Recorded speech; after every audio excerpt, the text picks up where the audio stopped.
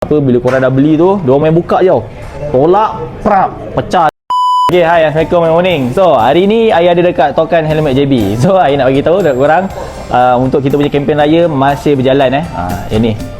Kempen raya, duit raya. So, andai kata korang ada buat pembelian dekat Tokan Helmet, tak kisahlah dekat branch JB ke, branch KL ke, korang akan dapat duit raya lah. And then, untuk hari ni nak tunjuk dekat korang helmet RAM 3 yang dah lama kita putus stok, tapi sekarang ni adalah sikit-sikit. Dekat dua-dua branch pun ada lah. So, Ai nak tunjuk dekat korang untuk RAM 3 ni dia. Kita ada RAM 3 color hitam, kita ada color Malibu. Malibu ni special sikit sebab dua color ni antara yang hot selling, basic color lah. Okay, cuba tengok dekat sikit. Ada nampak beza tak? Kalau yang ini hitam, kalau yang ini color Malibu. So kalau kena, kita tengok daripada jauh sikit lah.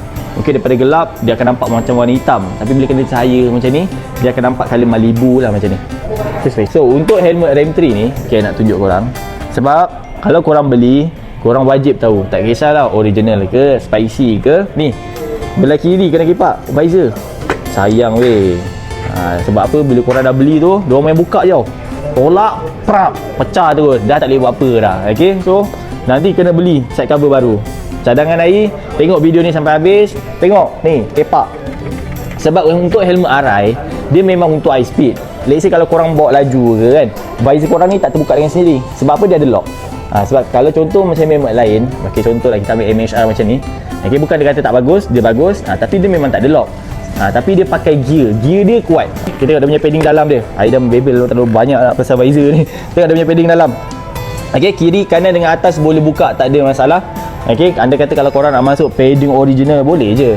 Cumanya pendapat Ai terlalu pricey lah kalau korang nak convert semua benda masuk ori. Sebab apa, benda tu macam padding Ai boleh katakan untuk look dia ataupun pandangan, semua dah cun, dah puas hati, dah macam original. Cumanya kalau nak nampak ori tu, dia punya ni dekat dalam ni, dia mungkin dia ada button dia. Okay, ada chop RI. Tapi kalau korang pakai, ada ke orang nak belik-belik? Tak ada kan? So untuk color, Ai nak bagi tahu, color hitam kita tinggal size L, color L dengan XL, color hitam. Untuk Malibu, yang ini color silver, boleh dekat sikit. Okay, Malibu dengan silver kita tinggal size XL saja. Yang ini untuk dekat branch JB lah. Okay, kalau untuk KL, korang boleh roger tim kita yang ada dekat KL. Nombor semua ada, kita sediakan dekat bawah. So kalau korang berminat, Ai nak bagi tahu, sebenarnya raya ni korang akan dapat free dengan sampul raya tau. Tadi Ai lupa nak bagi tahu. Okay, korang akan dapat duit raya. Lepas tu yang kedua, korang akan dapat free sampul raya.